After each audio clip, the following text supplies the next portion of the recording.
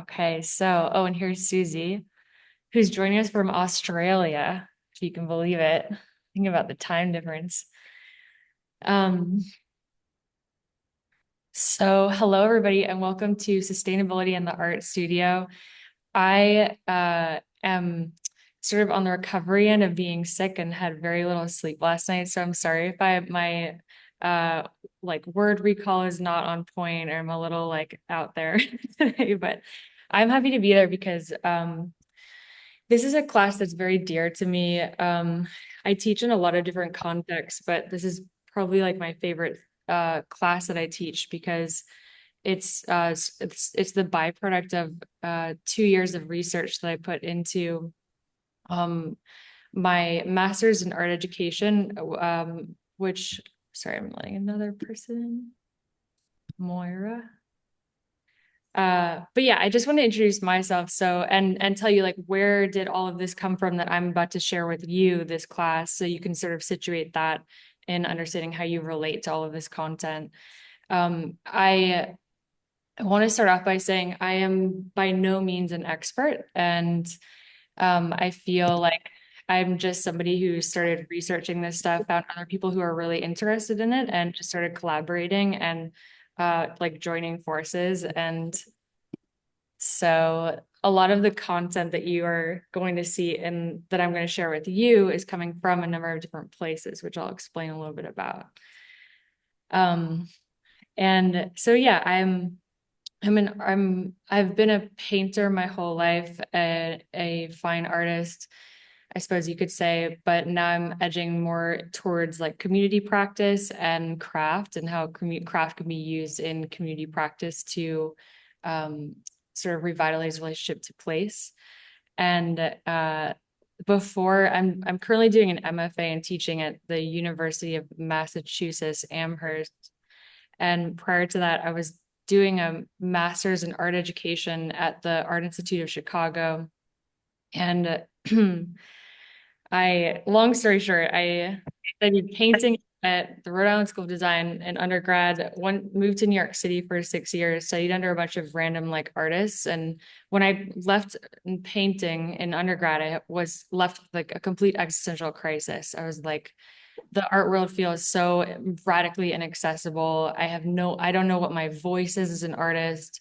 And I just sort of went through an existential crisis. And then I went into New York City for 6 years and was working for like random artists and in the decorative art industry and was like going to gallery openings and the art world felt even more radically inaccessible. And I was just like, what does it even mean to be an artist in this time? Because all of my friends who I went to undergrad with were no longer making art because nobody could afford to.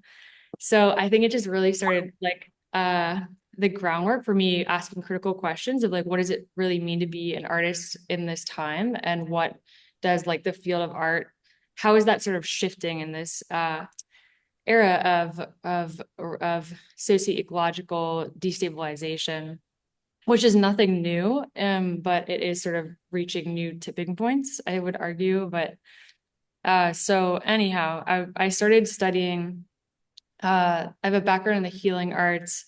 I started studying like herbalism, craniosacral therapy, Jungian analysis to just try to make sense of what it meant to be alive in this time and like an artist and coming from like European lineage. And so so I went down a number of different paths trying to explore that and like slowly find my voice. And then I went in, and then one of my best friends was in the Columbia Teachers College doctorate program for art education at the time. His name is Max Frieder, and he was doing this whole doctorate on what is now called, I'll throw it in the chat. Um, it's called art illusion, like revolution, but art illusion. And they do community-based murals around the world in in areas of crisis. So but anyways, I would sit in with these educators on classes and I just started realizing like the power of education and the role of like art in community practice. And that like hugely started informing. I started finding meaning and purpose as like an artist and being exposed to these practices and these people who are like so actively researching and practicing this stuff. So then I went into art education, and I was just reading and writing for like 2 years straight. And that is my whole thesis was like what I funneled into this class that I'm going to teach that you guys and I partnered with somebody that I met at the Columbia College program who was doing his whole doctorate on sustainability and arts, and he's like an art teacher in New York City. And so he started this project called Sustainability and what Kaya Center for Art Education Sustainability. And so I partnered with him to create a class where I was building upon his framework and research with all of the classes I was taking around climate change, environmental justice, all pluriversal understandings of art history. And so yeah, that's just sort of where how this class came to be. I just like to explain that because I'm by no means an expert. These are like ideas and concepts that I've been exposed to and that I've researched. But like each of you guys has your own wheelhouse, right, of knowledge that you're bringing into this space. So I welcome your thoughts or opinions or ideas or resources at any time throughout the class.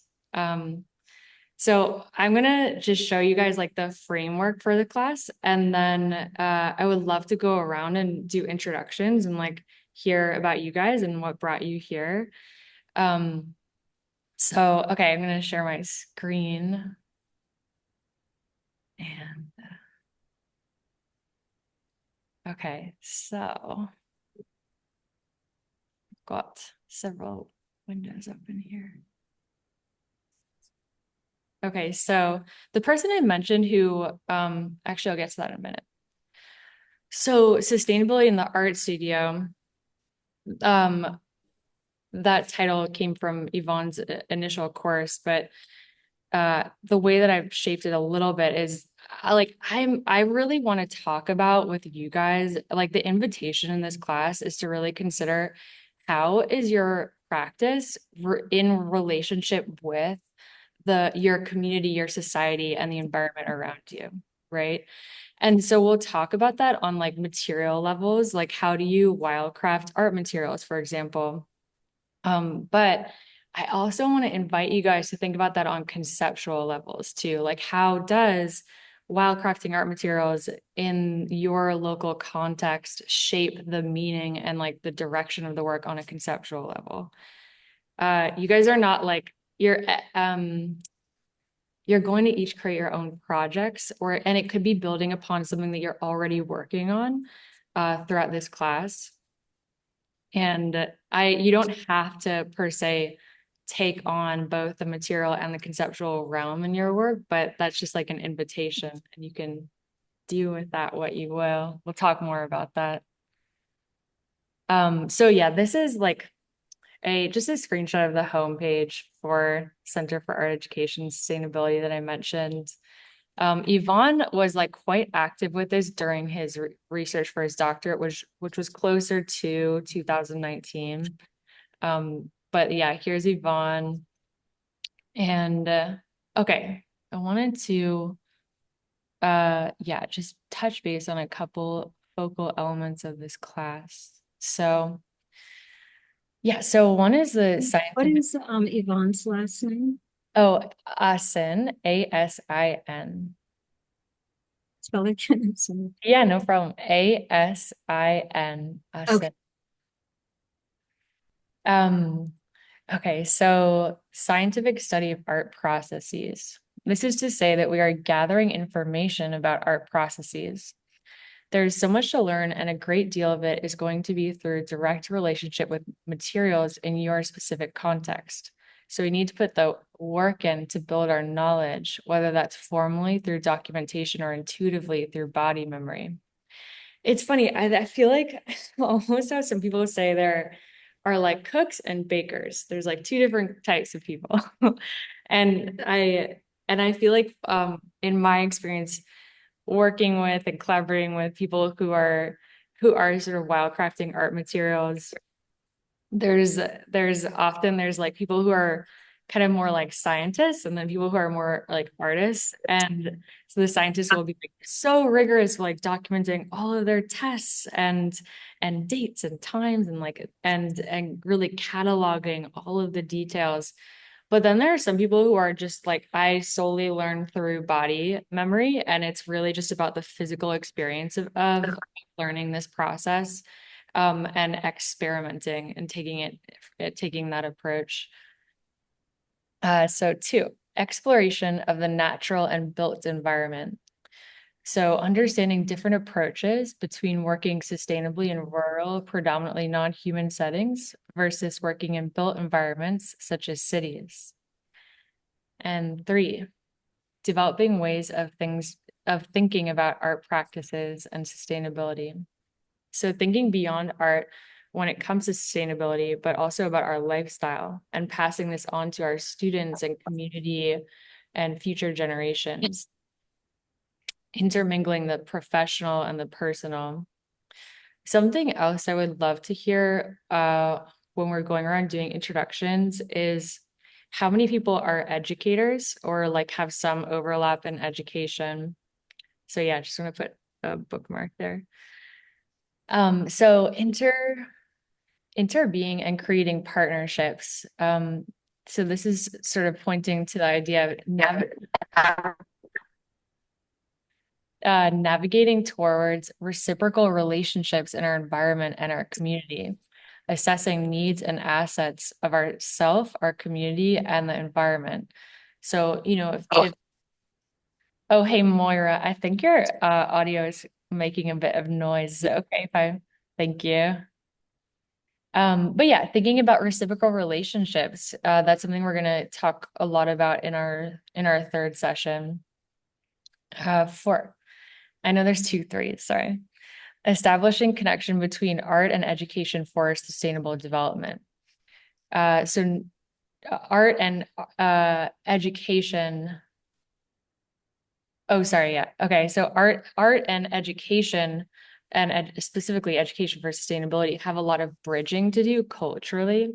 There's a lot of speculative writing about this, but not much less practice to show for it. So we have to consider what can we contribute as practitioners? What are we doing in our own circles and spheres of influence? And then five, providing artists and art educators with professional development so they can develop sustainable practices and autonomy. And so that is what we're here to do. Okay. And I want to, before we do introductions, and sorry, I know this class, there's a lot of me talking, which will not be the case in future classes. It will be a lot of you guys talking, or we're gonna have a couple of guest artists speak. But for the first three classes, I'm gonna give a little bit of like me presenting you guys with ideas and resources. And then in the last two classes, you're gonna create your own project. And I'll show you a little bit more about the framework. So this is the class Google Doc that I shared with you guys. It's okay if you haven't had the chance to look at it yet. I just wanted to sort of walk through it to help you guys understand the structure here.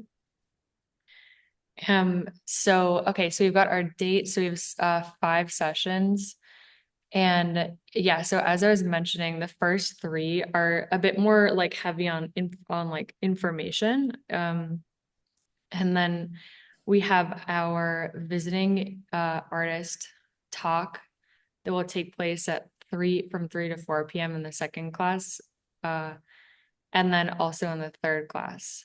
So I would really love for you guys to check out these artists before the class, and whether it's a result of them talking about their work in real time with us, or like premeditated questions that you've looked at from their website and researching them online. I would just love to have you guys, sorry, that sentence came out a little jumbled, but yeah, I would just love for you guys to like be a little bit aware of like who's coming in to speak with us, especially if their practice in some way speaks to you or something you're curious about, and taking advantage of being able to be in dialogue with these amazing artists. And so, okay, at the risk of overwhelming you guys with information, um, there is a there's a link here for the first three classes, and these links go to a page on the Caius website, which is the or nonprofit that Yvonne set up that I mentioned, with extra reading and about the topics that I'm touching upon. And so you can see here, this is, you guys don't have to read this. It's just for people who want to do like a real deep dive and get perhaps a more like full experience from the class. Ignore these session one activities because we have a different thing going on. But yeah, here's sort of like an expanded writing upon some of the topics that I'm touching upon if you want to check that out. And so you'll notice too that when we go into our second class next week, we're going to talk more specifically about different processes. And so here's like a library of different pages that Yvonne has scanned in pertaining to like different materials. So natural dyes, brushes, pencils, paper making. But we're going to talk a bit more about like other resources you guys can tap into. Some of these are quite old. Not that that means that they aren't still good. But there's also you can always like yeah, we'll talk more about it. But yeah, so I wanted to also point out that we've got a little bit of homework here. It's not like super, I'm not gonna come after you if you don't do it. This class is designed to meet you guys wherever you're at. If you're super busy and you don't have a lot of time to put into engaging with this class, like that's fine. That's, your call. Um, but yeah, and then like people's in the past, this is the sixth time I've taught this class. Everybody's like everybody's capacity looks different, right? So just holding space for that. Um, so for homework this weekend, I want you guys to, at the bottom here is a contact list where I would love for you to write your name, if you want to give your email, no pressure, and your website, or like, and it's okay if you don't have one, but somewhere that we might be able to check your practice out. And I like to do this because we then become familiar with each other's practice. And like in the past, there have been scenarios where two people will collaborate because their practice is very aligned and they're curious about the same thing, for example. But yeah, so that's because I want us to sort of build a little community here.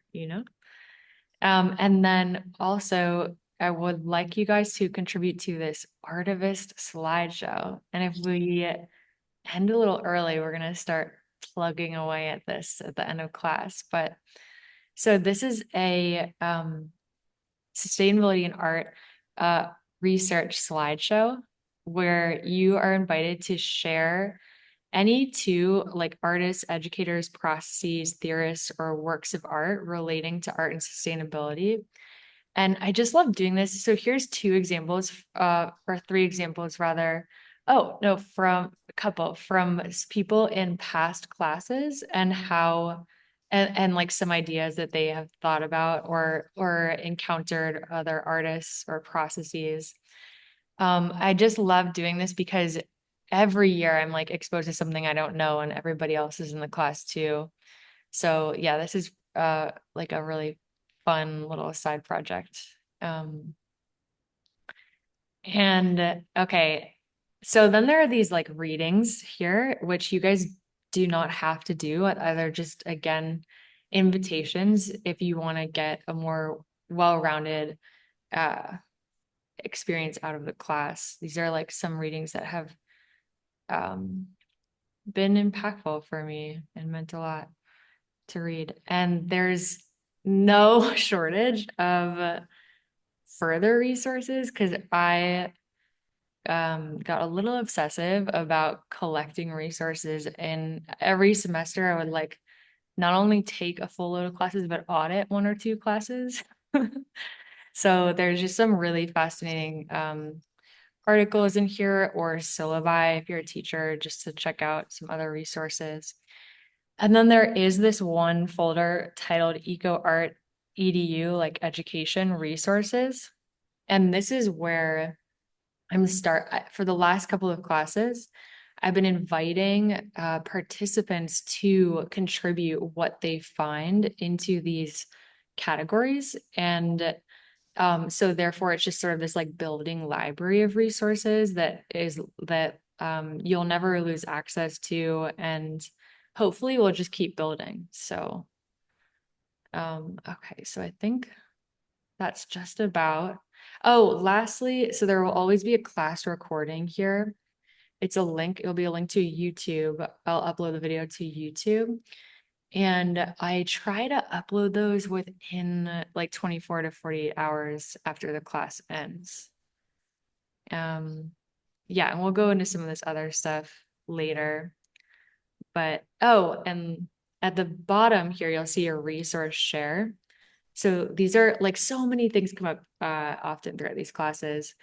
And whether they're verbally expressed or you guys just things pop up in your own sphere, I very much invite you to put any notes here for each class that pertain to like things we're talking about or just resources that you want to share with the class.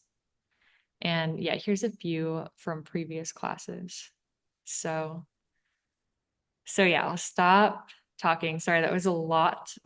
But I would love to go around and just learn a bit more about who you guys are. I'm going to take a few notes, so sorry if I'm looking down. And I like to do popcorn style, where somebody will just start talking. I'm gonna not even gonna choose on somebody, and then you choose on somebody else, and then keep going down the chain. So I'll let anybody begin who feels called to.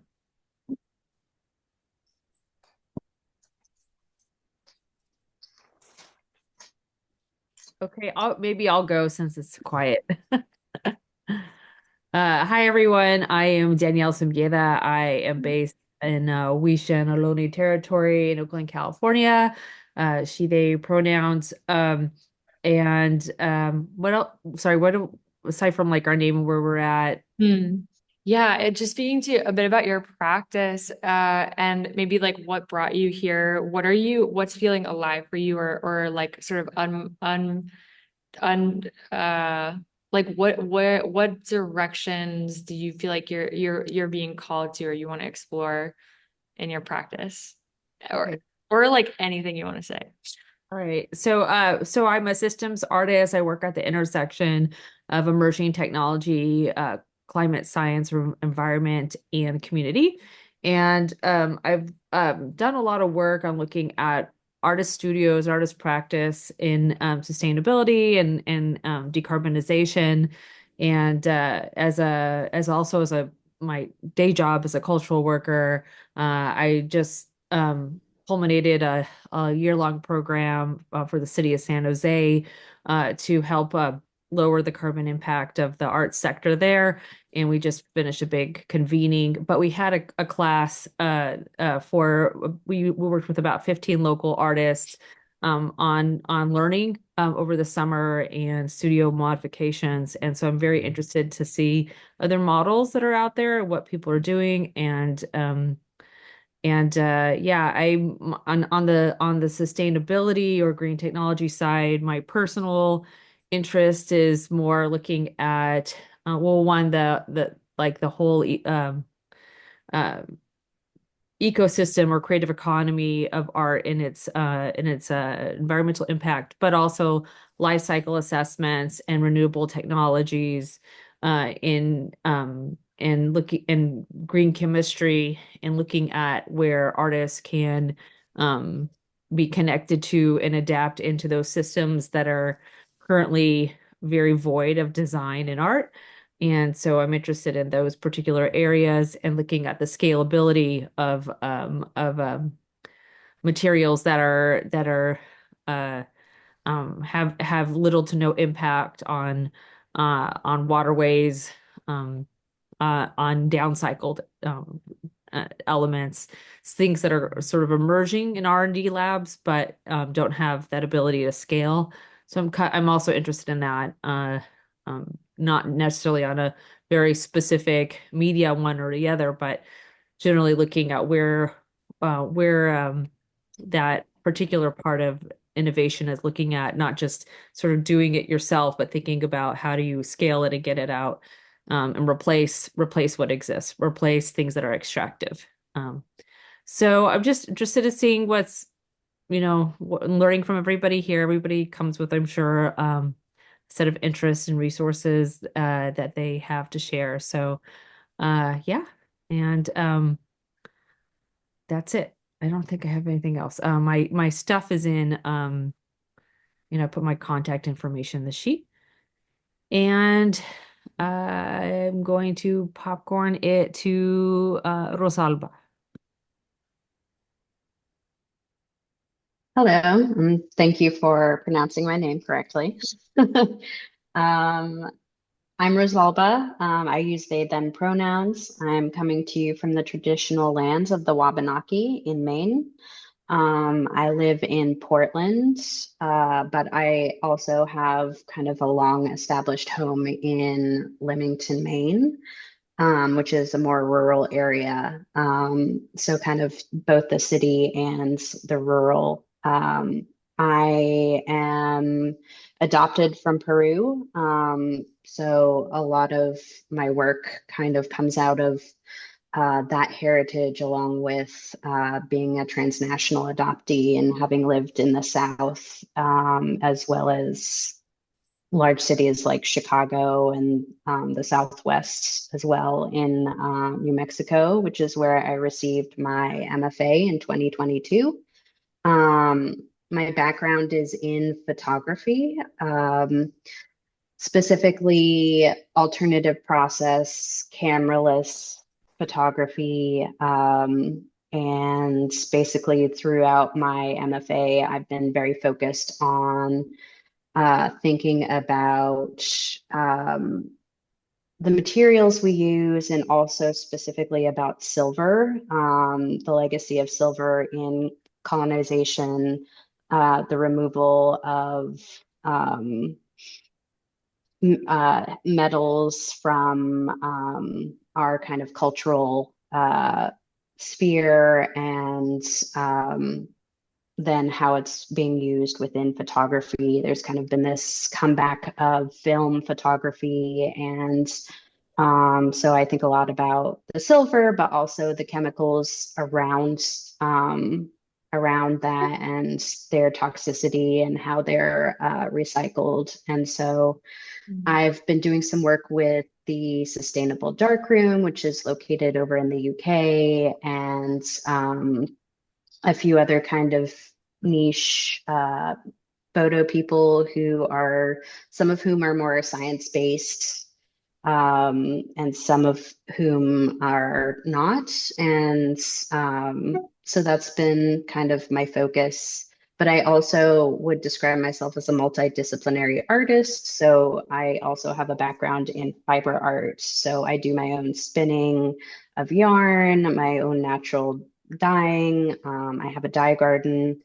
I moved from New Mexico to Maine a little over a year ago. So I actually am, in my day job, I am a property manager in Portland. And part of that job entails having recently opened a small art studio space. And as a way to kind of like engage the community a little more in an area that specifically has historically been less accessible to working class folks. And so that's been the primary kind of focus for me. kind of away from my own art practice, which I love, because building community, I think is really central to what I do. It's really important to me. And I think it's a really wonderful way of connecting with different people from all sorts of backgrounds, and kind of that's also kind of what I'm looking to get out of this course. So I'm really excited for that. And I guess lastly, I have taught, I learned, UNM is a teaching program. So I did teach a course on sustainability within photography. And I'm now teaching independent workshops out of this art space as well. So I'm kind of looking to expand that, and yeah, maybe bring in some new ideas and people. So Awesome. yeah. I have one quick question. Are you tapped into a local fiber shed in Maine? Um, I've been starting to build kind of some contacts with some local dye garden, other dyers, and as well as alpaca and sheep are really big here. So it's been really wonderful to like get to know that side of things, and basically be processing my own fleeces from, Amazing. yeah, it's a lot of fun. I have a scarf here that my mom wove from her alpaca hair. Nice. Yeah. Okay, there's so many questions or thoughts about fibers, but we'll move on for now. Thank Yeah. you. I guess I'll pass it to Andy.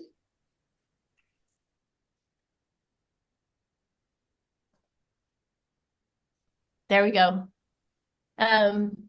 Thanks, Rosalba. Thank you, Anna, for already sharing such a huge amount of interesting, intriguing readings, information, all of it. And Danielle, I was born and grew up in Oakland. So, yeah. I am a working artist. I have been my whole life since high school. I'm primarily a painter and a book artist and an occasional educator. And I live in a small river town in the Sierra Nevada called Coloma, where gold was discovered. And today I'm zooming from Yosemite National Park. I'm working out of the field station inside the park in Wawona on a project I've been working on for, well, I don't know, at least a decade. And it's morphed as I've gone along, but it's primarily focused on Western forests. And I collaborate with scientists. There's a part of the project that's my own private process of dealing with habitat loss, grief, changes in forests, wildfire, all the stuff that weighs heavily on us, the solastalgia component. So I've developed a practice that's helped me to deal with those emotions alongside the really delightful biophilia aspects of painting outdoors and forests. And then this project has, over the last couple years, expanded into a public part. And I got a grant for the last year from the California Creative Corps to share my project, and it morphed from being forest prayer flags into the Forest Song Project. And there were other artists involved, sound artist, poet, and another visual artist. And we created community events that provided painting and writing processes to invite communities of need, particularly those who were suffering from wildfire destruction, losing homes, losing beloved places, and had them work with paint and words to process emotions and then create really amazing work. So I'll share more about that later. I think that's pretty much all I have to say. I occasionally teach I'm really curious about materials. I use wildfire ash and charcoal in my work. So that'll be fun to hear about. I love that you use the word interbeing and reciprocities. I'm really curious about that. Having done a year-long public process, I'm especially keen to hear from all of you about how you balance the intensity of an extroverted public working process with how many of us are probably more quiet and interior introvert types, and that balance that back and forth. I'm right now really curious how other people deal with that important balance. And I think I wrote down some notes. I'm in the land of the Sierra Miwok. So amazing to be here. I'm really fortunate to keep working in these forests. So excited about learning from all of you. So let's see. I'm going to pass it on to Susie.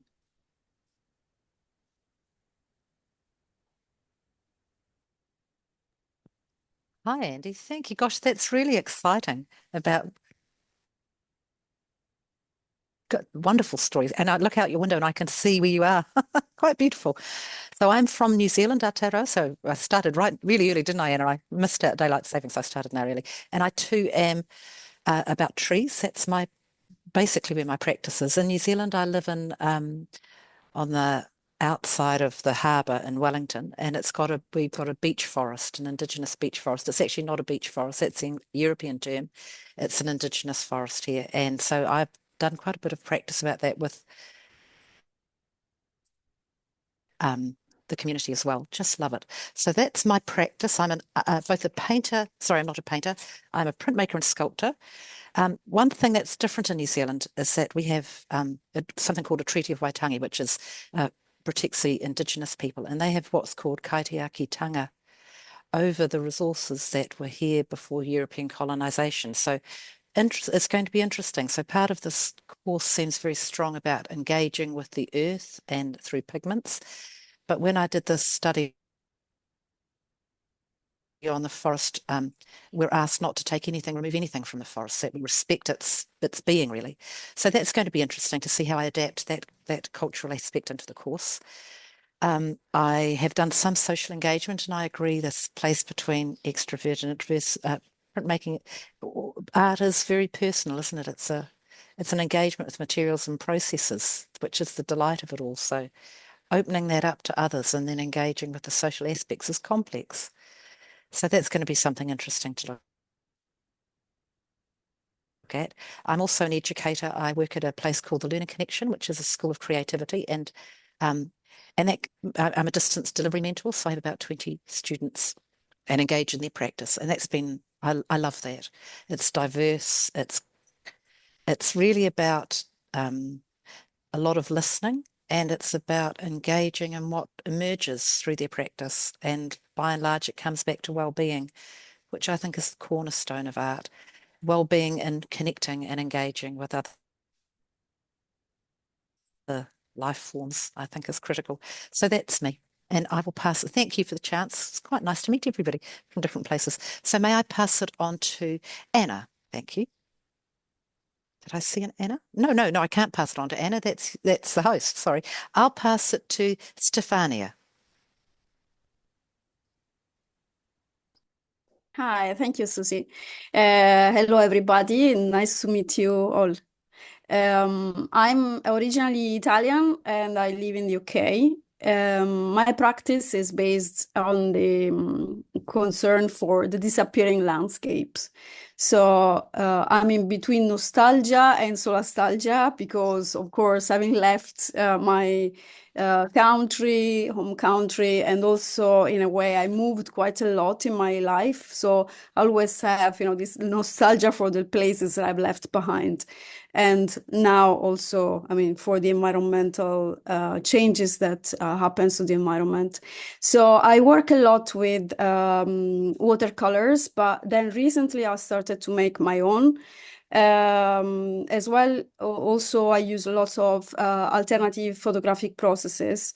So I'm in between these two aspects, like painting with natural materials and alternative photographic processes. And I am an educator, not specifically in the art field, but in the creative field, because I teach design thinking methods at university in Italy. So and my interest for this course is also because I'm doing an MA at the moment. And during this MA, I've really been thinking of how can I really make my art practice sustainable? And how can I really help other people to connect with this beautiful planet in a more meaningful way? So this is, I found your, Anna, the two articles that you shared really enlightening for these reasons, because one was really make me think how to use my educator background in merging my interest in sustainability, and how as an artist we are not alone, but not as an egotistic or isolated being, but how to engage with others and the community. So that's me. I'm going to pass it to Beth. Thank you.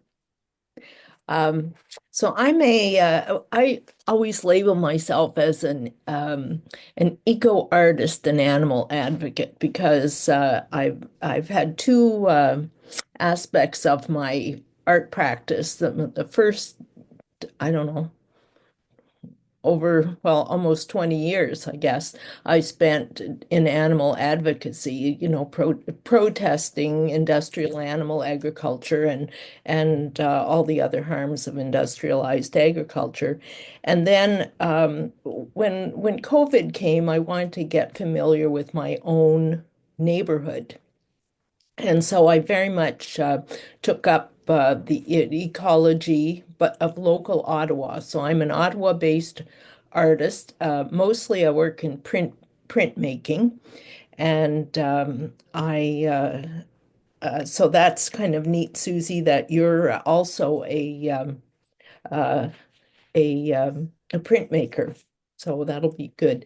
Um, so what I've been largely doing, I've worked on projects. I work on multi-year art research projects, and I've worked on after the industrial animal agriculture, the urban water system, which really led me to plastics. So I continually work with plastics and animal loss of animal species in the environment, such as the American eels.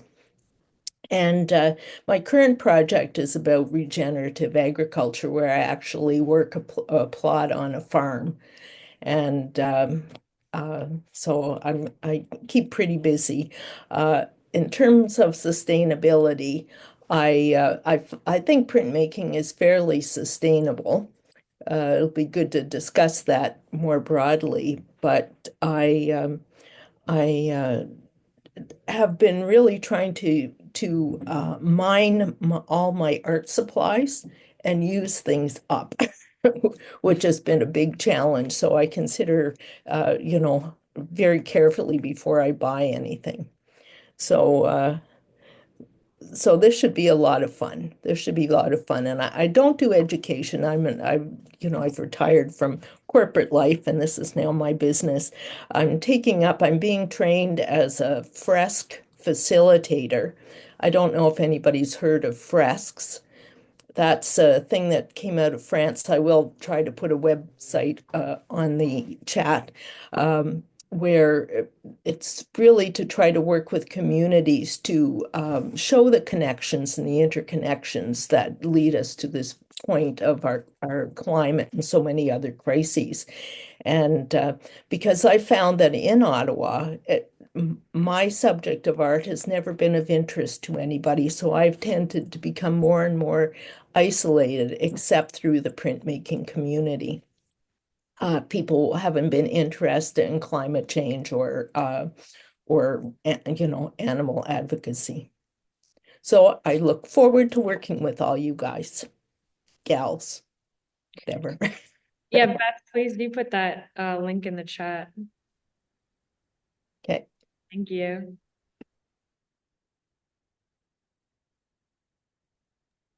Beth, do you want to choose somebody who to go next? Oh, I think you're on mute. Let's see. Yeah, I did mute. So we've had, I can't even, let me get everybody up there. You.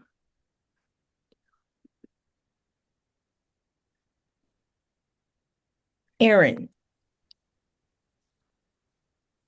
Hi, thanks, Beth. Thanks, Anna. Yeah, my name is Erin Haid. My pronouns are she, they. I am currently living in Manhasset, East Harlem, Wappinger and Muncie Lenape land. I have a little bit of a different background probably than most people, it sounds like.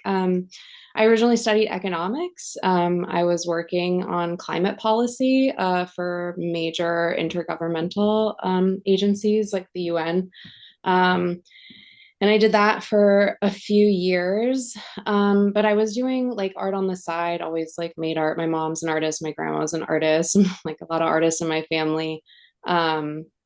In undergrad, I took a letterpress class and fell in love with book arts and like letterpress and printmaking and block printmaking. Started doing lino block prints and, whatever I could from like whatever materials I had at home. I used a lot of like packing paper and cardboard. I started getting into paper mache, using trash. And then I started, making paper mache sculptures and like filling them with trash. And that's like kind of, yeah, mainly what I was doing like on the side. And then I had a family member pass a few years ago and kind of like shifted my priorities. And, art was something I always loved doing.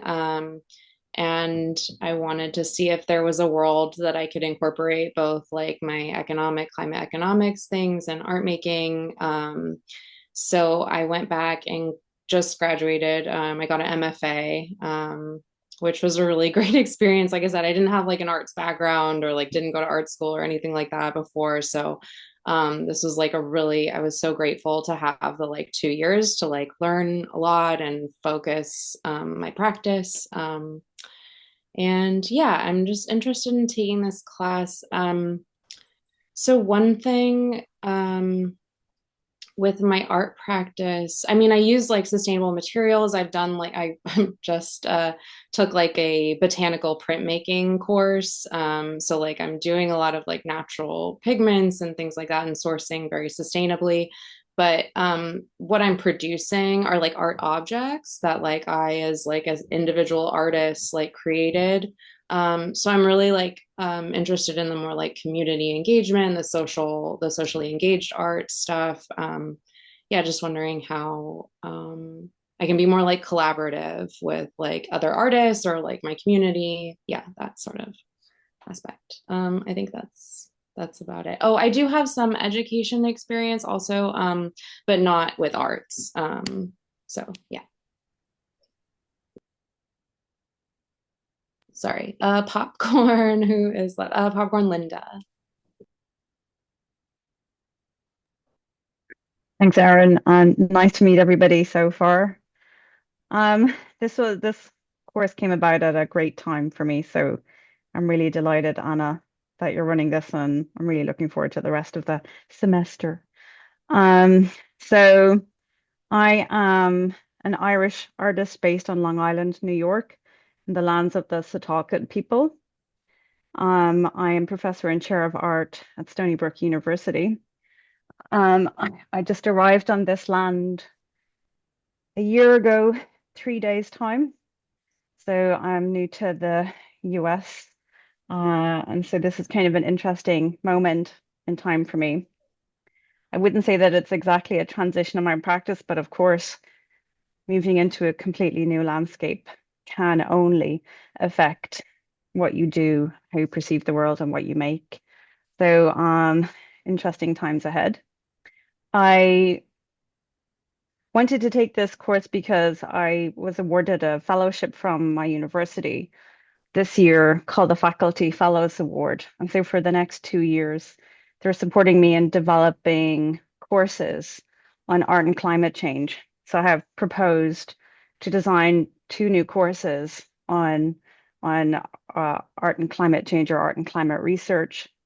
The first being a course for 100 or first year students called Art and Climate Means Change, and the second, Acoustic Ecology and the Anthrophony in the Age of the Anthropocene.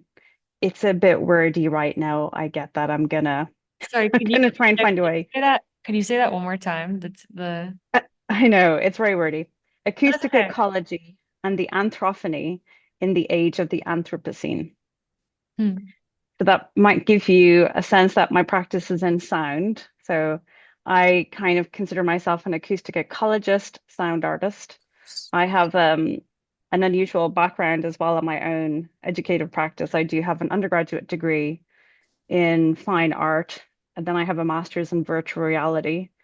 Don't ask. And then I have another postdoctoral degree in Christian communications. Again, don't ask.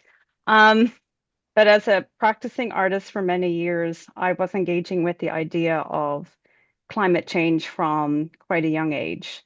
And in 2008, I moved to the US for a short period to work in Chicago. And I started engaging in a kind of much broader landscape of listening to environments, where I started to see what I now understand is oh, now my words are disappearing. Anyway, started to observe the impact of class, race, and climate. Um, Thinking about how the construction and development of urban spaces can be designed to exclude certain communities from having access to healthy green spaces and healthy environments.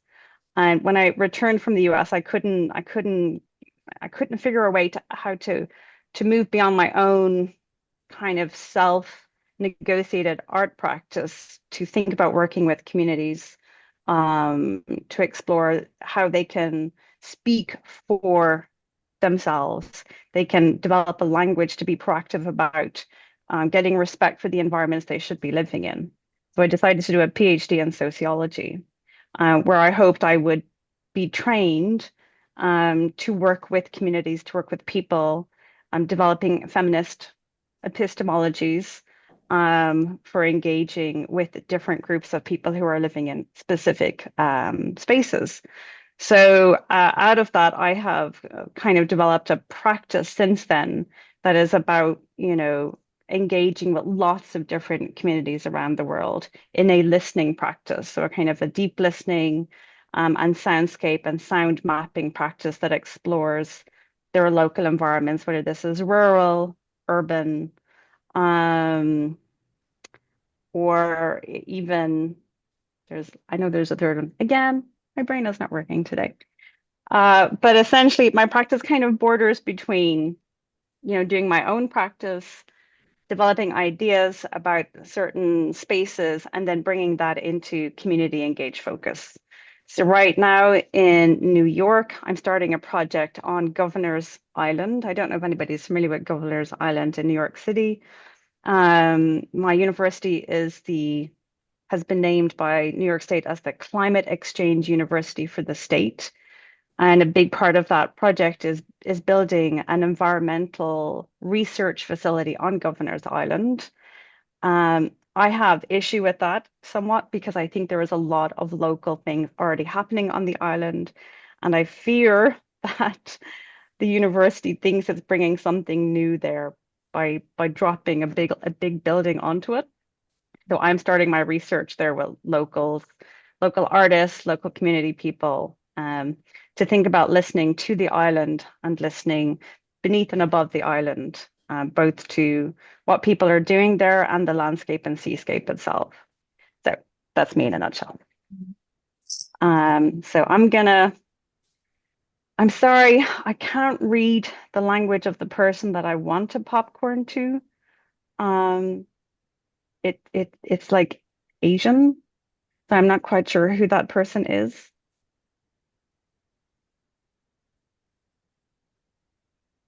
Anna, do you know who this person is? I don't actually. Um, who it's somebody who has their camera off and there's a image of a figure with their almost looks like their hands up and um a face and is somebody there? All right, perhaps not. Well, we still have a few folks who haven't gone. Okay, I'll go with Rebecca's iPad. Okay. Do you hear me? Can you see me or any of those things?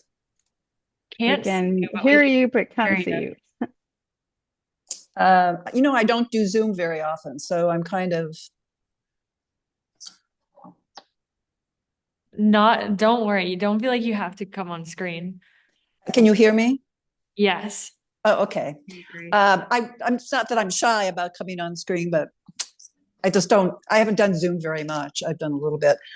I live in Tempe, Arizona. It's kind of a suburb of Phoenix, so it's very desert. My original major was art, and I later moved on to behavioral health, and for a number of years worked at agencies, and then had my own practice in here in Arizona. I grew up in Ohio. I'm feeling, and at this point, I am in a new vocation. I got to go back to my original major of art, and I'm painting. And I'm feeling a little intimidated because I'm taking this class because I'm interested in climate change. I'm concerned about my environmental impact and the art I'm creating. And I'm looking for ideas about how to expand on that. And I'm very concerned about the climate. So I really want to put those ideas together. So I'm going to be more of a sponge, I think, than giving back information that's as helpful as the rest of the students. Thanks, Rebecca. Yes. And let me see, who do we still have to go? I know Moira, we haven't had come on yet. Hey, Moira, I think you're muted. Hi. Um, Thank you, everyone. I am feeling so inspired at this point and coming across all kinds of connections along the way. Linda, I grew up in Setauket and I grew up walking distance from the marine biology laboratory for Stony Brook University. And it might be a wonderful place for you to visit if you have not yet gone to Flax Pond, which is an estuary off of Long Island Sound. So I can send you some info on that, or you can look it up. I've actually been. It's Also, just currently infested by ticks. well, that's kind of most of the East Coast. So definitely try to find your most ecological tick repellent. But that is my foundational place in the universe, walking there. It's just a beautiful place that's always changing. So I'm glad that you're there and can access it. I'm currently in transition from living mostly in New York to moving to Taos, New Mexico. And I'm literally driving across country right now, having spent 6 months in New York. And now I will be in New Mexico for the rest of the class. My pronouns to skip back are she, her, hers, and I am a visual artist and mostly in sculpture using found objects, usually anything that is broken and has a nice patina on it. I'm also a poet, and I worked for the past 5 years until recently as a teaching artist for a New York City-based organization called the Community Word Project. And what they do is they always have one creative writer and then an artist from another discipline. And we worked in underserved schools, libraries, homeless shelters. And so that has been really foundational to my learning about social justice and community and collaboration as a teacher. And so one of my goals in coming to this program is to really reimagine how I can take what I've learned there and integrate into the Taos community, which is so new to me, and I have so much to learn about. But I would like to create my own workshops dealing with the materials of the high desert and integrating with nonprofit organizations and figuring out how to fund that. Because I do believe in artists being paid, and it is very helpful to have income. And specifically to New Mexico, I ended up walking the local high desert collecting sagebrush. And to me, the sagebrush reminds me of the ocean and the sea. And so the shapes of the dead sagebrush as a result of drought are all curvy, and they make me think of water, of river, and of fire, which is the other problem and issue facing folks in New Mexico.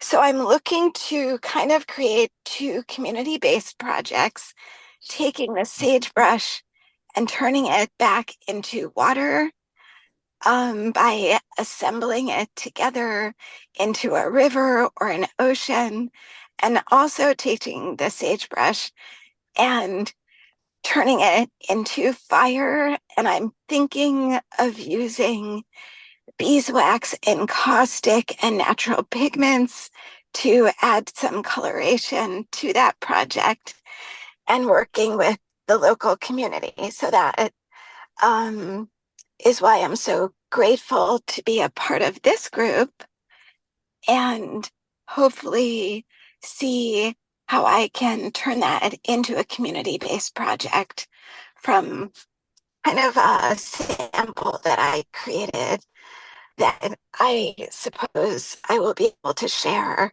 my little sample in a future art class. Another tie to the fiber-based artists is that my neighbor in Taos is a keeper and a registrar of the Navajo churro sheep. And so she also is a dyer of wool, and she works with artists to dye her wool from the Navajo churro flock. So if anybody's interested in that, please message me and I can connect you. She's wonderful.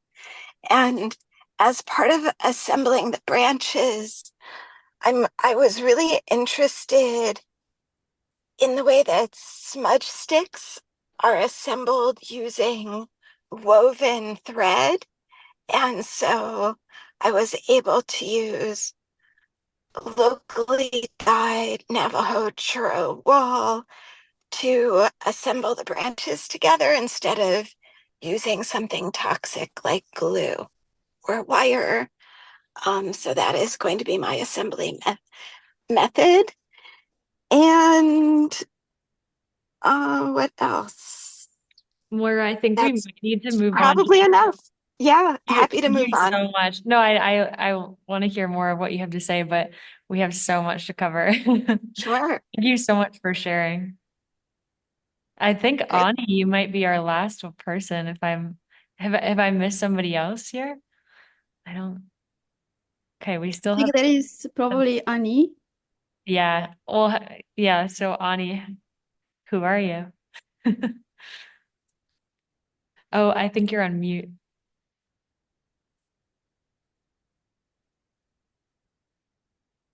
You're still on mute. Oh, maybe I can unmute you. I can only ask to unmute you. Sorry. There you go. Yeah, I've only been teaching on Zoom for, I don't know, 10 years, almost since it's invented, and I just didn't want to unmute. So my name is Ani. The accent is more on the knee part, Rochelo, and I reside with gratitude on the land of the Tiwa and Tewa language speaking peoples. My pronouns are she, her, hers, and I'm wearing these funny reddish lens glasses because I'm very sensitive to blue light. Um, and they're really wonderful for my health. Rosalba, I am thinking that perhaps you did your MFA at IAIA. Is that where you did it recently? No, you had talked about New Mexico. I do teach at the Institute of American Indian Arts in Santa Fe, New Mexico. I'm in my 8th year.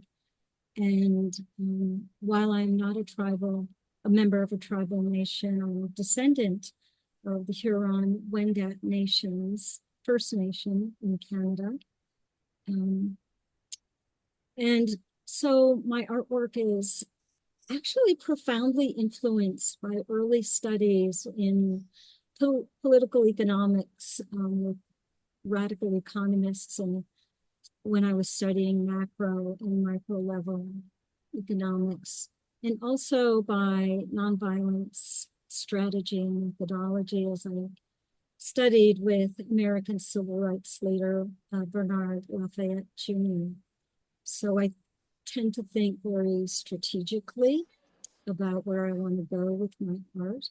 And yet that's not completely true. I just let spirit come in and guide me as well. So while having, at the same time, I've earned an MFA in sculpture from the Rhode Island School of Design. While that economics and civil rights background is very strong. I'm not a newcomer to sustainable art. For decades, I've worked with materials such as grasses and vines and tumbleweed as my media, but I'm so happy to see so many artists jumping into this absolutely critical and emergency issue of climate these days. I work in the form of installation art, sculpture, mixed media drawing and painting, performance art and ritual, and more recently photography. And my artistic production really is often, it's haunting, it's beautiful. It centers on the intersection of human ecosystem relationships, the crisis of climate, and cultural memory. How much we are always forgetting thanks to mass media. I'm sure that those are ideas that you are all connecting to. And so I have a bicultural identity, which is not only the Huron-Wendat Nation, but also French and French Canadian, which really affects the conceptualization of a lot of my work. I grow my own herbs, I study indigenous herbs here in northern New Mexico, but I've grown my own herbs, much of my own herbs for decades, no matter where I've lived, California, Massachusetts, New Mexico. And being in northern New Mexico, I'm deeply affected by being in the belly of the beast here, where this is one of the highest fossil fuel extraction areas in the world. And so it's very disturbing to be here. We are very affected. Chaco Culture National Historic Park is also a UNESCO World Heritage Site. Has been very threatened, and I've been working with indigenous groups in this area to just keep away and push away fossil fuel extraction, not only from its borders, but from the greater Chaco region, as it's called, because the extraction is so very damaging to especially the indigenous frontline nations who live in that immediate area, whose health is affected with brain cancer and lung diseases, and the list goes on. And thanks to those toxic cocktails that are injected into the earth. And I don't know if you all heard that thunder. The clap of thunder right here this morning. So that's a big part of my work. And most of my life, I've been equally an activist as much as an artist, but since I've been teaching at the Institute of Native American Arts, I am more immersed in the arts because the time is more limited, as you university educators know quite well. It's very intensive. I'm currently working on globalizing an art performance called One of Many. I won't go into that right now. And one of my goals for being here, besides enriching my own artistic production, is really and truly to bring more sustainable processes into the teaching for the sake of my students. Thank you. Thank you so much. There's so much to respond to, but yeah, because we have so much to cover, I'm going to keep pushing through. But and I did learn that we do have Tei Suzuki from Japan here with us. And do you want to try to introduce yourself?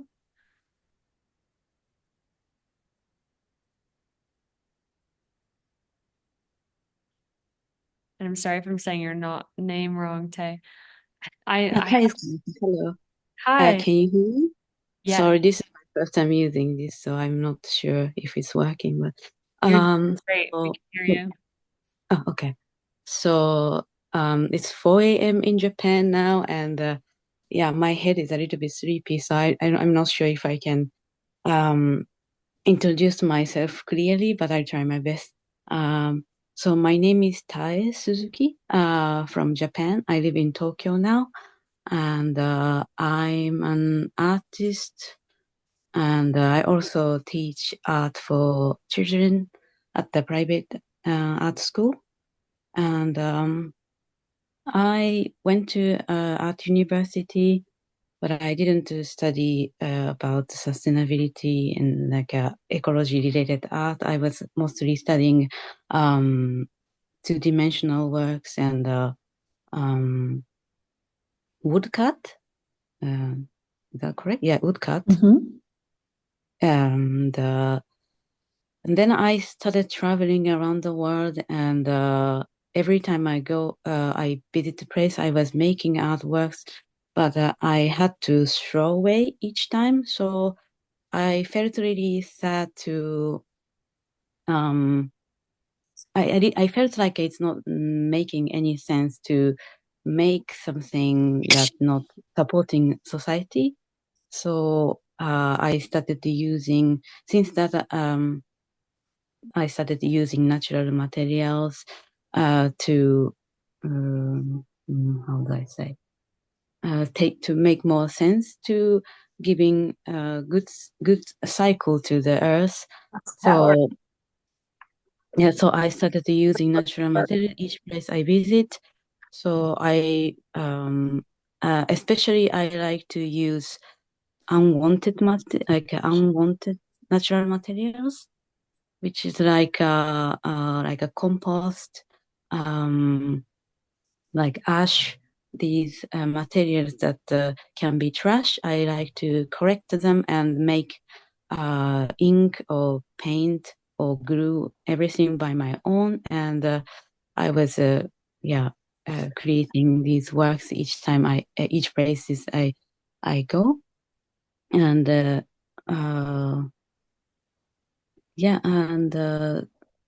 currently I live in Tokyo, and the reason why I wanted to join this group is because in Japan we don't have still this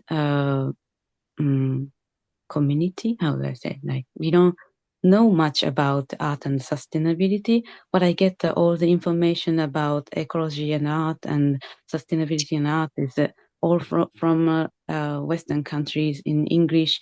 So I thought it to be more beautiful if I can share these beautiful ideas to more places, especially where I grown up in Japan. So that's what I wanted to try, and I'm trying to learn and find the opportunity to do more workshop for children with natural materials. Yeah, I hope I could explain well. Thank you so much, Ty. There, I'm fascinated to hear from your perspective coming from Japan. Japan is such a remarkable. I'm. I feel people, artisans that I've talked to who live in Japan, I'm often so envious of how they're on the receiving end of generations of craft, like like doing a craft really where like your whole Yeah. lives are devoted to this, especially with like wood block, and but I'm Mhm. flattered that you're here. It's wonderful to have you, and yeah, I look forward to seeing what each of you take on in as your projects in relation to some of the topics you brought up and some of the questions that you brought up, which we'll talk some of which about. And yeah, I wanted to how are you guys doing? Do you need like a quick bio break, like to go to the bathroom or just look away from the screen real quick? Yeah, let's do like 5 minutes. Is that okay? And then we'll come back. Okay, I'm gonna run to the bathroom.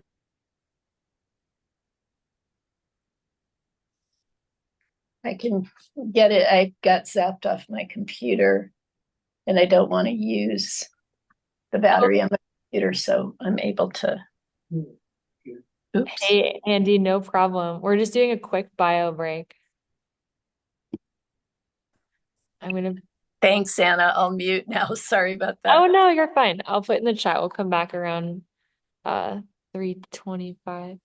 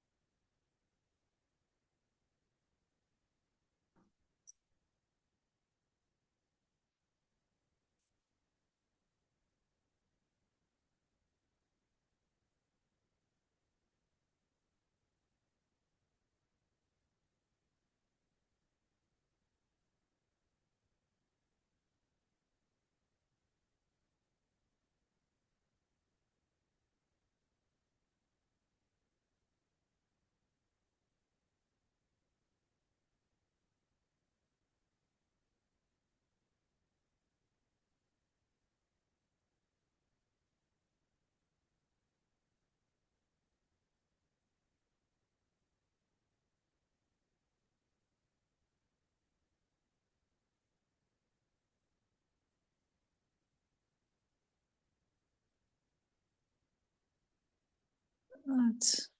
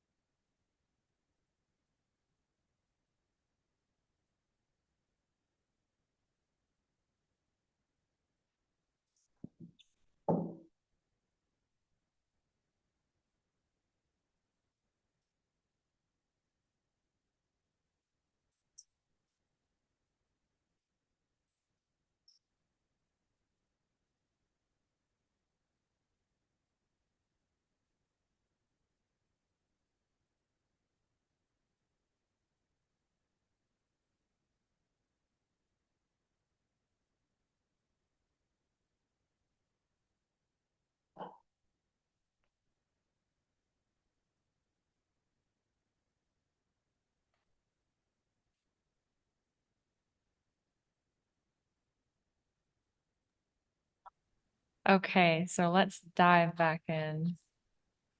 I'm gonna share my screen again.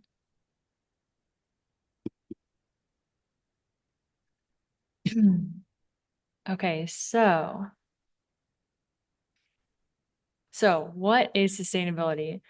So here's a definition that Yvonne collected. Uh, Sustainability means meeting our own needs without compromising the ability of future generations to meet their own needs. And usually I like to have a discussion of like, how does this definition sit with you guys? But for the sake of time, I'm gonna move on. Where like I want us to just sort of take this in for a minute. What, how does this sit with you? Does it feel like there are some things missing in this definition or how's it sitting with you? And then I want to sort of pull us into considering in response to that definition, we need to think of sustainability in a holistic way as connected to the social, the economic, the cultural, and the non-human. I was in a talk recently with someone from the the Sunrise Project, which is it's sort of a environmental political group that helps advocate for policy shifts. And this person was remarkably informed. And they fund projects like the Sunrise Movement, so it's separate from the Sunrise Movement, but yeah, he was just talking about how, and this is something I like to bring up too, is like the homeless person on the street or like what is happening in Palestine right now. Like those are part of the environmental crisis, right? Like all these things are entangled, the economic, the cultural, the political, and the non-human realms, right?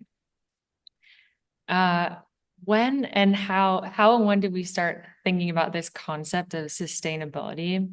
Because I personally, I don't actually love the title of this class. I'm thinking about how I might shift it and change it, but it is just sort of the title that I inherited in collaborating with somebody who when I generated the class. But just want to like really talk about this concept of sustainability because it's sort of at the head of our title here.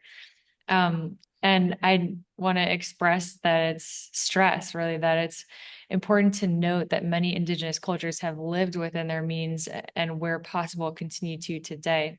The concept of sustainability is a more recent development responding to the rise of unsustainable practices amidst human population growth. And I would say like point a specific era at like fossil fuel capitalism, resulting in loss of biodiversity and a destabilizing climate. And now I want to touch base a bit on like the historical background and function of art, because we're considering art in relationship to this concept of sustainability, right? So, oh, actually, I want to read a couple things here. If you don't know where to start in terms of an art sustainable practice, looking back through history might help to eras before industrialization, keeping in mind the context in which people are writing was much different, or like we're creating things. There was far less access to knowledge. What can we learn from the past that is useful to us in unprecedented times? What is the role of materials in art making?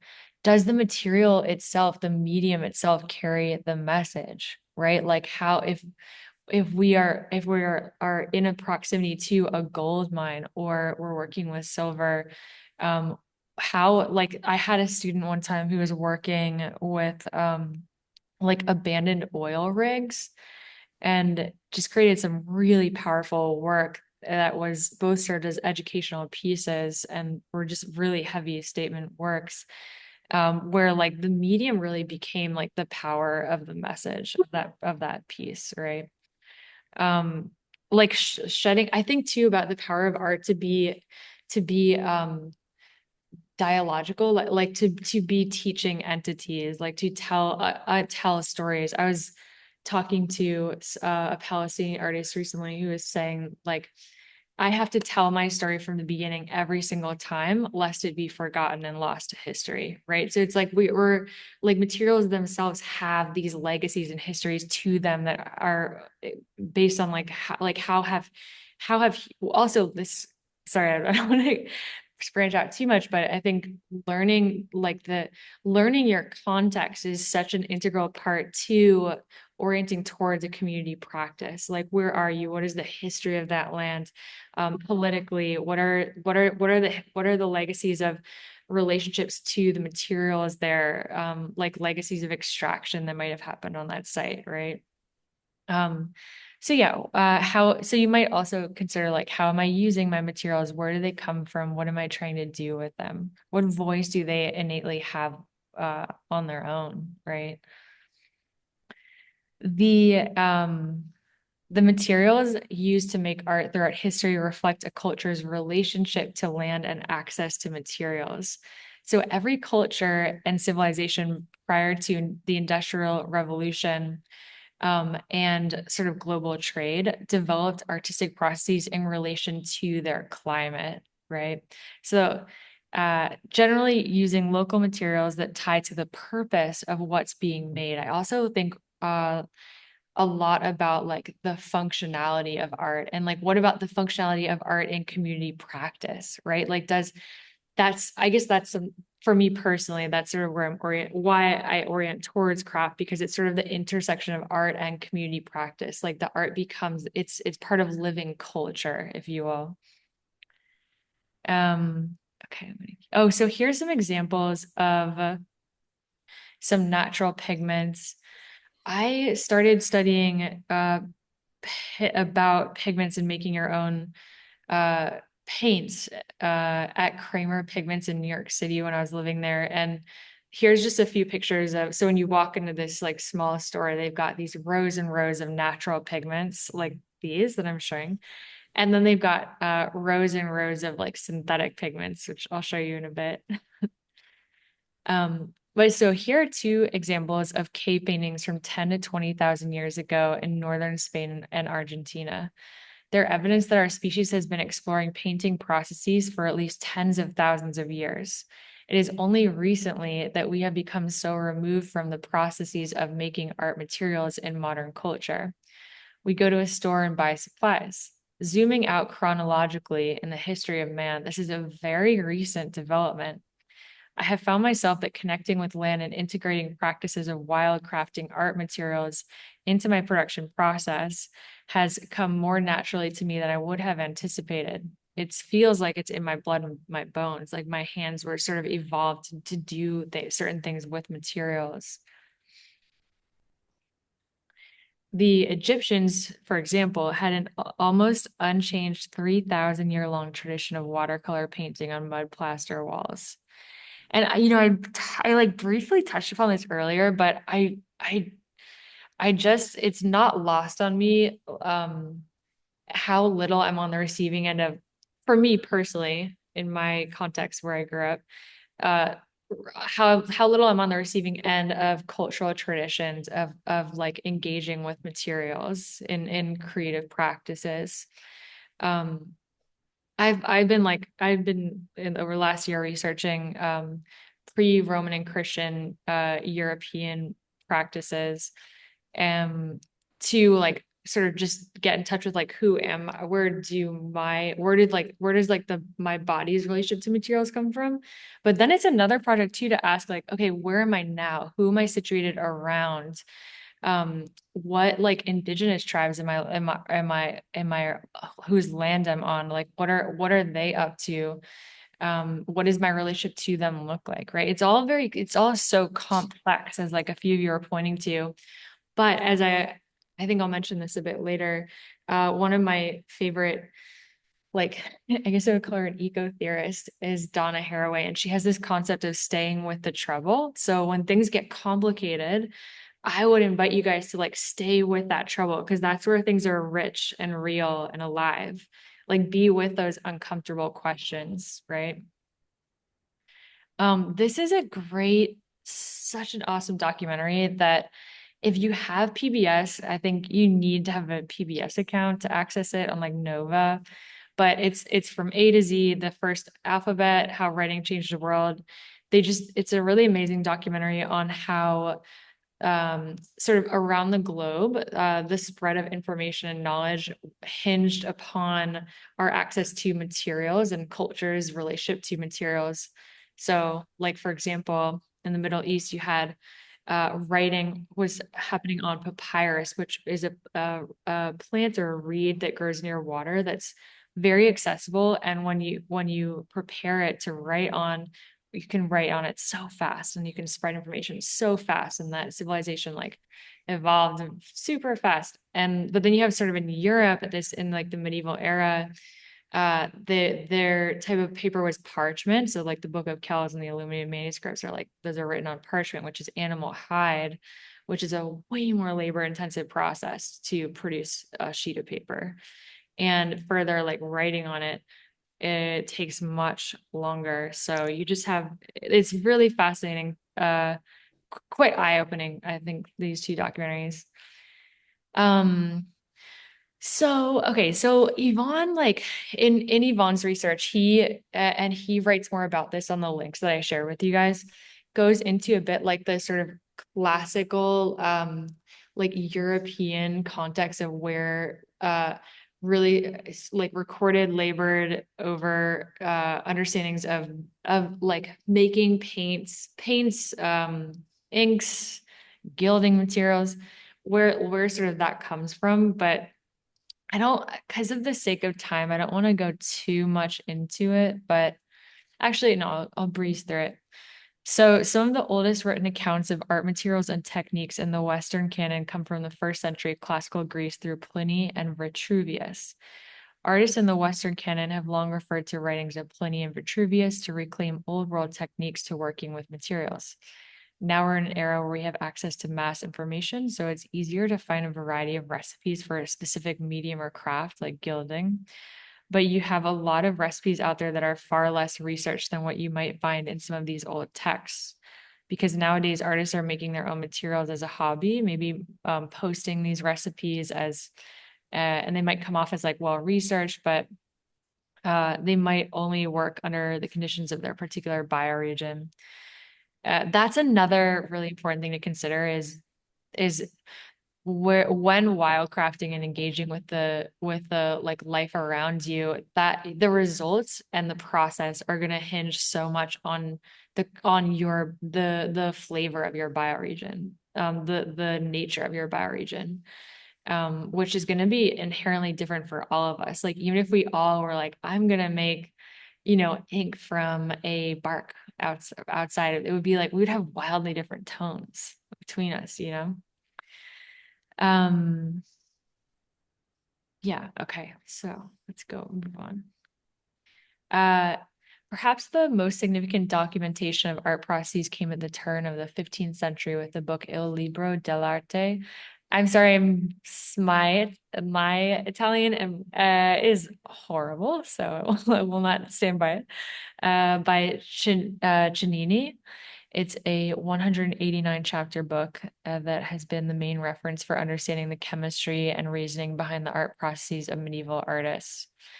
Similarly, Giorgio Vasari documented essential painting processes and materials used by Italian masters during the Renaissance. Whoops.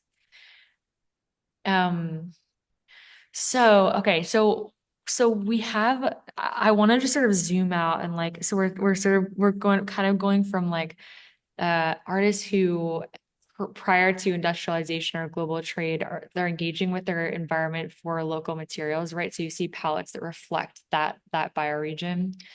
But then we have sort of enter industrial revolution.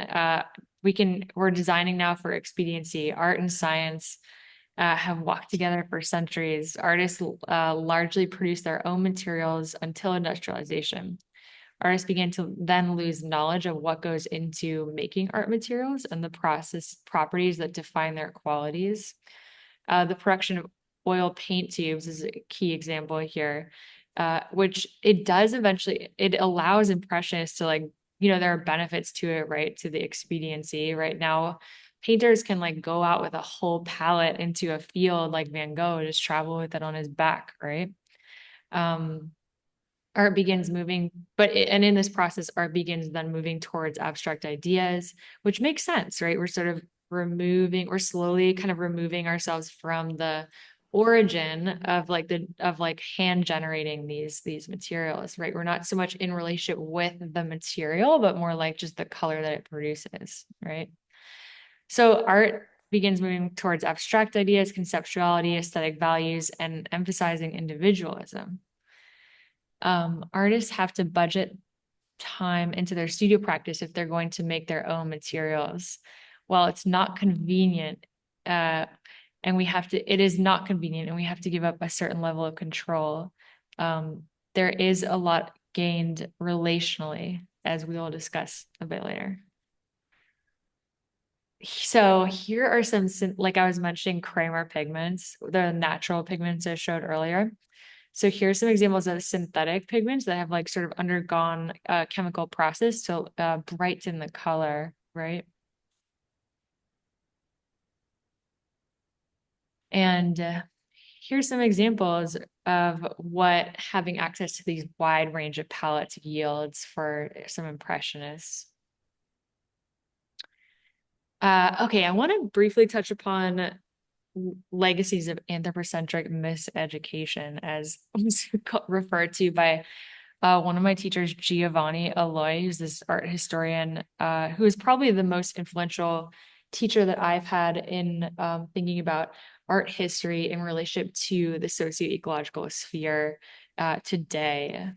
And he started this magazine called Antennae, which is a journal of like nature in visual culture, which they have like, I'm pretty sure that all of their publications are viewable online for free. So might be worth checking out if you're interested. Okay, so at the heart of Western classical representation is man as a cultural animal. So here's the School of Athens by Raphael.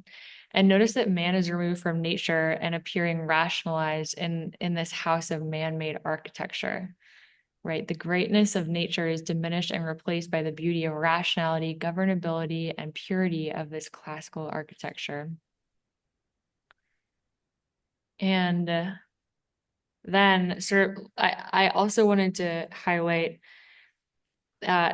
different ways of like different knowledge structures that were on the receiving end of that sort of led to, you know, the individualism that I was pointing at earlier. So Ptolemy, I think is how you say it, his geocentric model. So in astronomy, the geocentric model, also known as geocentrism, often exemplified specifically by the Ptolemaic system, describes the universe with Earth at the center. How European ancient civilizations understood their place in this is how European ancient civilizations understood their place in the universe. Heliocentrism, which like Helios, sun, right, center, which means like things revolve around the sun, not the planet. Later became a major blow to religious teachings that claim the opposite. And then this was just so striking to me, which, you know, so we have the great chain of being, this concept, like, so we have man here, and then animals are below man, and plants are below, and animals and minerals are below plants, and like above man is God, is angels and God. I just think that I'm just bringing up these concepts because I just think that they're really helpful to be aware of, to and like sort of clues, like if you think of you're a detective sort of looking through time, like how did we end up here? You know? So the great chain of being is derived from Plato, Aristotle, Plotinus, and Proclus, developed during the Middle Ages. Hierarchical structure of all matter and life, thought by medieval Christianity to have been decreed by God.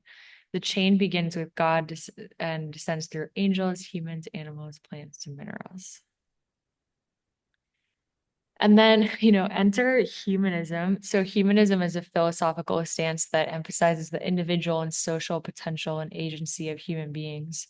It considers human beings as the starting point for serious moral and philosophical inquiry. There's an emphasis on education, reason, individualism, and a strong belief in the universal human nature. There's the Christian belief that everything around us is being created by God for us, deliberately sidelining nature as imperfect in comparison to the perfection of man. So thinking like nature has to be controlled, and then, and you know, extraction becomes not really a moral issue at that point, right? So differentiation between us and nature as theorized.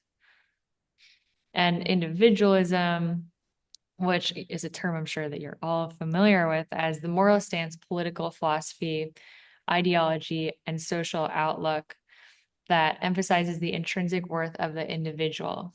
Individualists promote the exercise of one's goals and desires, and to value independence and self-reliance, and advocate that interests of the individual should achieve precedence over the state or a social group, while opposing external interference upon one's own interests by society or institutions such as the government. I think that you see individualism a lot in relatively recent art history in the Western canon, right? Where there's sort of this celebration of like the individual artist. And then like there's this term that I think is just helpful to use, post-humanism, which is a concept that there are many different flavors of post-humanism and meanings or definitions to it. But generally speaking, it replaces humanism with an idea of interconnectedness, new concepts of network systems. For a while, it has been predominantly a discourse that developed in very Western and white-centric cultural realities. So you have these concepts like post-humanism, new materialism, where well, wait, I think I actually took I guess the question that I'm sort of coming to in relationship to this important and progressive concept of post-humanism is, what about ontological perspectives like systems of knowledge, like traditional ecological knowledge, outside the Western canon that have long decentered the human? So I just want to, like, in bringing up this idea of post-humanism, I just want to also hold the space for indigenous frameworks in North America and globally, and pre-Christian Roman frameworks in Europe, even where like these extractive frameworks are coming from. How do we hold both of those things together, right? There's not like one or the other. Certainly, there is. I don't want to go on a whole rant. I'm going to be moving. We only have 10 minutes left. Okay. Whoops. So, still sort of building upon, like, we're thinking about the legacy of art as a concept culturally, like, right, like the function of art and culture. So now we're sort of in this era of like moving beyond the canon. So what cultural ideologies, recognizing what cultural ideologies are we on the receiving end of? How has progress and individualism shaped our understanding of nature and art and the ways that we relate to each other and the non-human world? The history of art is commonly studied in Western art institutions, has consisted of predominantly white male artists. However, in the era of Black, Indigenous, disability, queer, and eco-activism, the historically exclusive canon of art history is being critically reevaluated. So this term, I use it quite often, pluriverse, pluriversal. In other words, like multiple universes, right? So you do have some artists, like Candy Wiley, right, who are like, no, I'm gonna like insert myself and my people in this already predetermined like Western canon of art, right? So here's like an example. But then there's like other frameworks where you could like where there's it's more about sort of it is also like this, and it's not one or the other, about embracing a pluriversal approach, so a world in which diverse hopes can be sown, multiple opportunities can be cultivated, and a plurality of meaningful lives can be achieved by the richly different and caring people we are. There are many alternatives to domineering, profiteering, globalizing, disempowering progress of the West. And this is a concept that I just like really helped sink in. Well, I'm just going to go into it. So the social term. So this is a concept coined by art historian Claire Bishop, who points to the emerging shift within the art world towards the social sphere. This shift is not necessarily a new art movement, but rather a new social order that emphasizes participation, challenges power, and spans disciplines. The point is not to destroy art, but exercise the capacity for art to blur into the everyday, to participate in life. I would say, and it kind of what I was saying earlier about like art becoming part of living culture. Also, I love this as a concept, art becoming the new place to learn civics. Like, and how do we, like, asking the questions of how do we practice community? Like asking those questions out loud. That's like what art can do. You know, art can be anything. You can ask awkward questions or complex questions that you don't have the answer to, and then like learn them out loud in a gallery space or with your community, you know.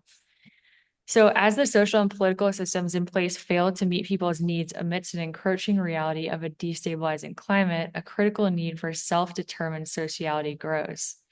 Self-determined as in like the people of that community determine their needs and like structure for society and means of relation. Artists are turning their attention towards community solidarity issues such as food security, clothing, education, and housing.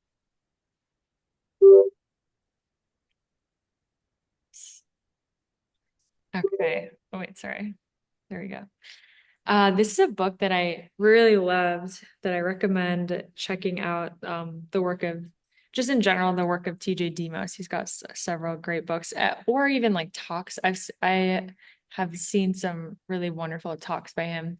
But this book called Decolonizing Nature, Contemporary Art and the Politics of Ecology, largely consists of like intersectional thinking. So art, so he's like an art historian who's talking about art in an intersectional way, where he's like also thinking about art through the lens of ecology and social justice. So I just really appreciate his perspective. Points out the failure to recognize and address the intersection of the social, the political, and the ecological in environmental art. And like, environmentalism and environmental art in the context of like North America have a long history of being pretty white centric. And that's just like a really important thing to consider as environmental artists in that context, and just sort of what legacies you're on the receiving end of. And this is a topic that I have a lot of really great articles on. I think in the environmental justice folder in the Google Doc folder of folders that I overwhelmed you with. This is a book my teacher, one of my professors here at UMass, Susan Jahota, wrote, Making and Being. It's wonderful. They have a fully accessible free online version of it. And it's really great for educators who are like, it's a great guide to embodiment, collaboration, and circulation in the visual arts. And Susan is amazing if you ever want to reach out to her and talk to her. And yeah, for anybody who's new to this concept of environmental justice, I just wanted to like define it. So a social movement that focuses on the fair distribution of environmental benefits and burdens, an interdisciplinary body of social science literature that includes theories of the environment and justice, environmental laws and their implementations, environmental policy and planning and governance for development and sustainability and political ecology. Environmental racism, so this quote, which is the exclusion of people of color from policy making, the deliberate targeting of these communities for toxic waste disposal, and the official sanctioning of life-threatening poisons and pollutants. So I was studying environmental justice in Chicago, and so we learned like a lot about sort of on the ground in that context. What does that look like in Chicago? So for example, you have these plants that are like large industrial plants that are emitting toxic chemicals that are strategically placed on the south side of Chicago, which is a lower socioeconomical status, like predominantly Black neighborhood that's like on the receiving end of this like at this point now decommissioned factory there. And yeah, it's just really important to recognize that like these things are by design. And there's a good article, an essay, I'm pretty sure it's on our Google Doc, by William Cronin. I'm forgetting the exact title for it in the moment, but when we think of like sustainability and like environmentalism and environmental art in the sort of recent history of North American culture, there's a lot of like, there's the whole movement of creating national parks, and like trying to preserve these non-human spaces as these like pristine areas. But I think that William Cronin in that article does a really great job sort of raising some critical questions around that practice, right? So like what, for example, what happened to the indigenous people who were like tending that land before they were like pushed off and it was turned into a national park?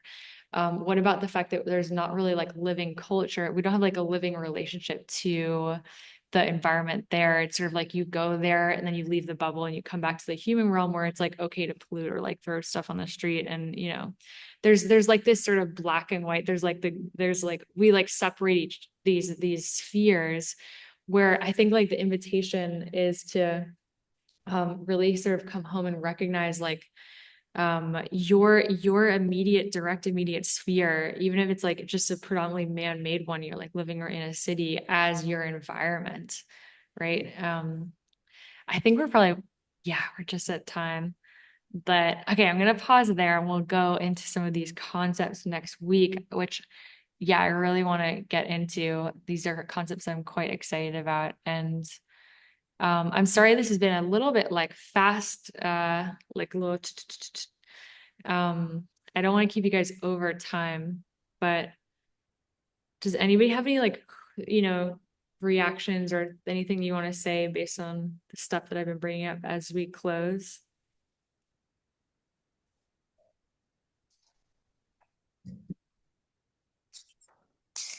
No pressure. Okay. Lots to mull over in the next week. lots to mull over. Yeah. I hope you don't feel overwhelmed. And remember to take the course at your own pace, right? As much or as little as you want to engage with. And yeah, and if questions are coming up that are difficult to answer, like let's talk about them. Anna, Stay with the trouble. Yes. this is so great, Anna. And I just feel like you're sending all kinds of great stuff our way. I don't feel overwhelmed, just excited. And also really excited to revisit Susie Goblick. Is that how you say her name? Yeah, Susie Goblik. Yeah, thank you for bringing her into my sphere again. I've had her book for a long time and am taking it back in after decades. So this Oh, is glad to really hear that. Thank you so much. And one last thing I want to leave you guys with is so when I was studying plant spirit medicine, my teacher would say like we would be introduced to 100 herbs in a week, but then she would say choose one and stick with it for a year, right? And like that's really get to know that plant.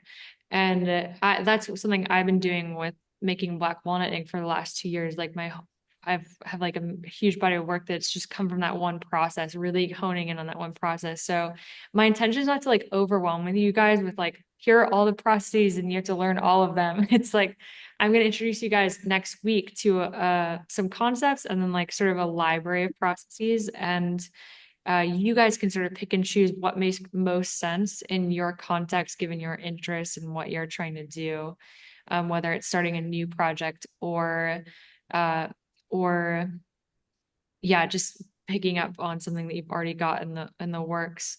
And lastly, just to close, to clarify, so the first three classes, which are like sort of back to back 3 weeks in a row, are more like learning based. And then the fourth class, where you'll have some time, I think it's like a month, you guys are going to begin doing your own research on your own project. And then in the fourth class, sort of present and get a little feedback from the class. And then you'll further your research for like another month or so. And then you'll have your final presentations, where in the past, we always invite, if you guys are cool with this, we'll invite the larger eco art space community to come in and watch those presentations, if you're cool with that, which has been fertile in the past. So with that, I bid you adieu. Thank you for hanging in there. It's been a dense couple hours, and I'm looking forward to getting to know you guys better. Definitely. Thank you so much. Thank you. Bye, guys. Thank you, Anna. Bye. Thank you. Bye. Thank you, Anna. Bye. Thanks.